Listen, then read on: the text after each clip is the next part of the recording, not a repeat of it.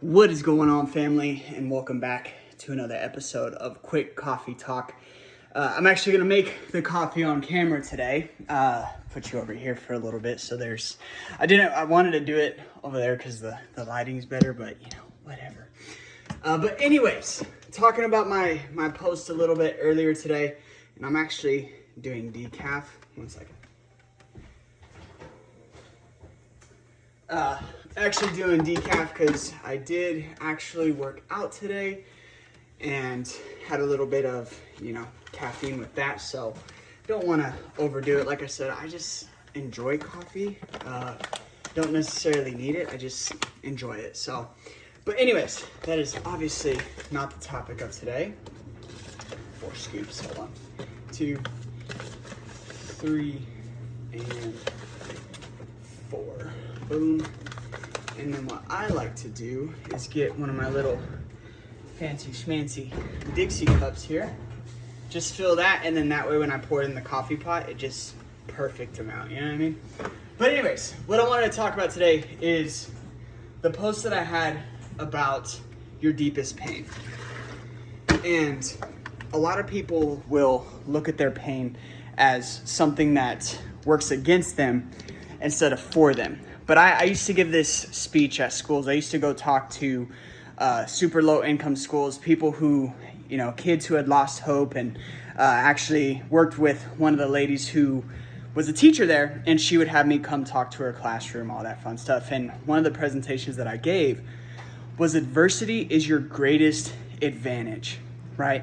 And the reason that it's your greatest advantage is because that's where all the lessons are made, right? That's where, if you could push through it, you become a new person. And so let's think about this from a nutrition standpoint, right? Oftentimes, I've said it 1,000 times, but the people we work with, they're emotional beings, right? They're emotional eaters. That's the primary thing that we come over or have to overcome, which is why they use junk food and sugar, because that gives them the dopamine hit, and that, suppresses their emotions. It's just like any other drug. But obviously, real drugs are... You guys get what I'm saying, okay? Anyways, one of the things that, if you can push through those moments of wanting to give in to junk food or sugar, if you could push through those moments where you're at your hardest, you're feeling bad and you just need to push through and that's where everything is done. That's where your greatest pain is your greatest asset. Because think about what you're doing when you're overcoming that emotional eating. You're overcoming a lot of pain, right? Because you think, right? Not saying it's real, but you think that having junk food and sugar is going to make you feel better. But if you really took the time to think about it, and a lot of you have, you know that it's not going to make you feel better. It might make you feel better for that brief moment, but then it's going to come right back. And the problem that you were trying to run away from is still there. But now you not only have the problem still there, but you feel worse about yourself because of the food that you ate, right? It's a never-ending cycle. But when you're able to push through that pain, think about what's on the other side, a new person. And you do that enough times, it becomes conditioned. And when it's conditioned, it becomes part of your subconscious, aka your autopilot, the things that you do just naturally without thinking about it. Right now, a lot of you watching this, your autopilot, your subconscious, the things that you don't do consciously, right? AKA your habits, your patterns, all that stuff, are of all the bad things, right? Your first line of defense of having a bad day is junk food, right? Well, we need to change that. But the only way to change that is to change the things that you do when you're operating on autopilot. And so when you're able to push through that adversity and you're able to take that pain and use it as something like, okay, it's painful now, but I know that if I can push through this, I'm going to become the person that I know that I was meant to be. And once I'm that person I know I was meant to be, everything else around me gets better because my confidence is higher. My self-esteem is higher. I stop putting up with certain people in my life who treat me like crap, but I let them treat me like crap because I don't believe in myself. All of these things can go wrong. And so don't shy away from that pain. That's where you dig deep. That's where you put the the cleats in the ground, so to speak. You push through that adversity because it's your greatest advantage. Now, back to the talk that I typically give at schools, right? So I talk about my childhood, all that stuff, and how I've personally used adversity as an advantage in pretty much every area in my life. Like, one of the best things that was ever done to me that made me push harder than ever was someone who told me no. And I don't mean that in like a, it's basically is my head coach, my high school head coach. And I remember, and my members, you probably heard this story a bunch, but it was a pivotal moment for me.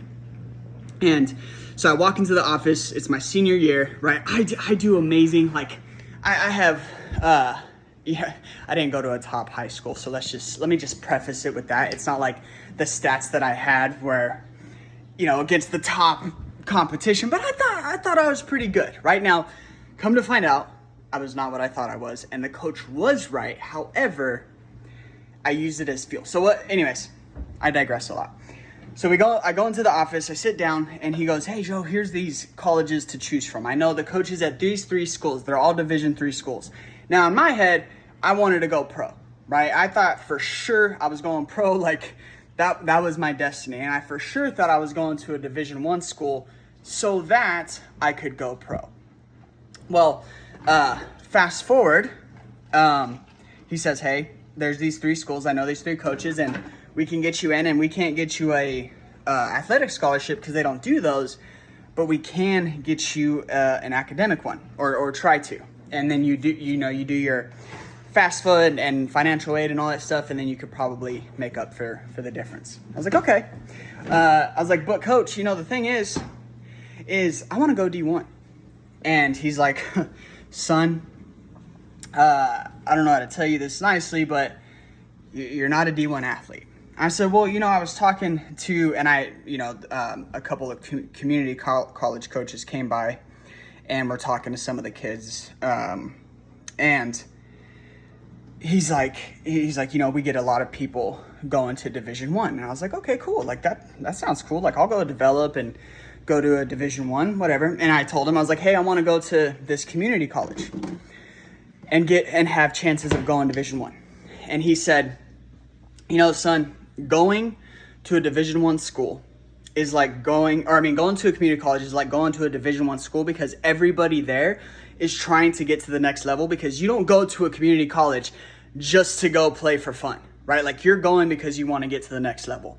And so understand that you may not get playing time. You may not, have the career that you want, and you may lose your opportunity to play football at the collegiate level."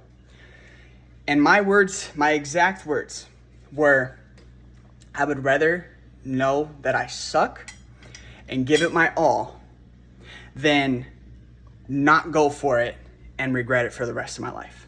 Because then I'm going to be living with the what if." And that was a pivotal moment for me, because in that moment I chose, do I settle for what somebody else told me I'm capable of? Or do I go all in on me? Do I make me happy? Do I go for the what if I do this, right? Not what is it going to take? Like, what if I don't do this? Am I going to live with regret? And the answer is yes. And fast forward, I'm not the smartest person in the world, so the only reason I didn't go to Division I was because of my grades. I had a son when I was 19. And I'm not using that as an excuse, but that distracted me a little bit. And my schoolwork wasn't what it needed to be. Okay, so let's just say that. And, but think about it. I would have never had that opportunity. And here's the crazy thing. If I don't do that, if I go to those schools, I don't have the life that I have today. All because of the adversity that I went through, right? I don't have my 2 daughters. I don't, live in a place where I love. I don't go to a school where the coach was always about putting God into my life, and I didn't listen to him, but he was always trying to, and now I finally hear it. None of that happens. I mean, my wife, like, all of these amazing things that happen, all because I pushed through a little adversity. Now, there's a lot darker stuff, and I'll save that for, my members who have been with me. You already know some of those things, but adversity is your greatest advantage.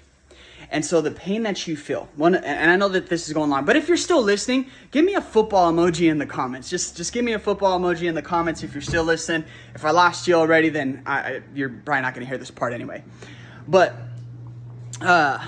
one of the things that I always like to tell people is that when it comes to being successful, there's things that successful people have. And one of those things is crippling insecurities, right? AKA a lot of pain. And, you know, we'll get new people into the program for our keto camp. And, you know, we tell them, hey, take your before pictures. Like, I promise you, it's going to be the thing that you want the most, because that's the biggest regret that people have. Because at the beginning, they don't think that they're going to stick with it long term, right? So then they'll go a couple months and like, oh man, I'm actually sticking to this thing. And I really wish that I took my beginning pictures, because I would have seen so much of a difference. And you are correct. But the reason people don't do it is because they're scared of how they're going to look. They're scared of what's looking back at them. But think about it this way. You should feel that pain. Because if you don't feel anything when you take pictures, what do you think you're going to change? Every successful person you know, and success is different contextually. Like it could be spiritually, it could be mentally, it could be physically, it could be monetarily. Like everybody has different levels of success. So, but anybody you know had some crippling insecurity that forced them into finding a solution, into being successful because of that insecurity. Now, they may not talk about it, but most people do. Now, I wouldn't sit here and say that I'm a success, but the one thing I will say I'm successful at is losing 100 pounds.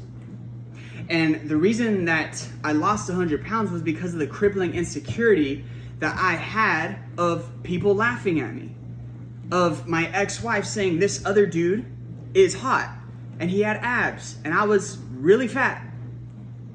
Right? Like that insecurity drove me into what I am today. But think about this. If I don't lose the weight, I don't get a job at a gym. If I don't get a job at a gym, I don't go open a gym. If I don't open my gym, I don't learn through coaching thousands of people.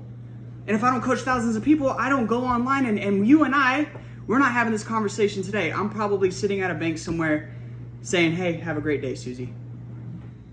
Right? And nothing, again, anybody who works at a bank, you were meant for it. I was not. So anyways, I know that this is getting pretty long today, and the name of these episodes are Quick Coffee Talk, but you know, I just really wanted to share that today, because I see it all the time where people get in their emotions, they get into their feelings, and they feel like they're lost. And it all comes down to they feel like they're lost because of the pain that they're experiencing. But if you flip that, if you use that for why you should, why you must do something, think about it this way: you have unlimited power. It's infinite, right? Because think about how much pain you have right now. I'm talking to you. You know I'm talking to you. Think about how much pain you have right now, and how much, if you just used it for good, how much further you can go, how much of a difference you can make, not only in your life, but in other people's lives. So use it to your advantage. Don't let it use you. Love you guys.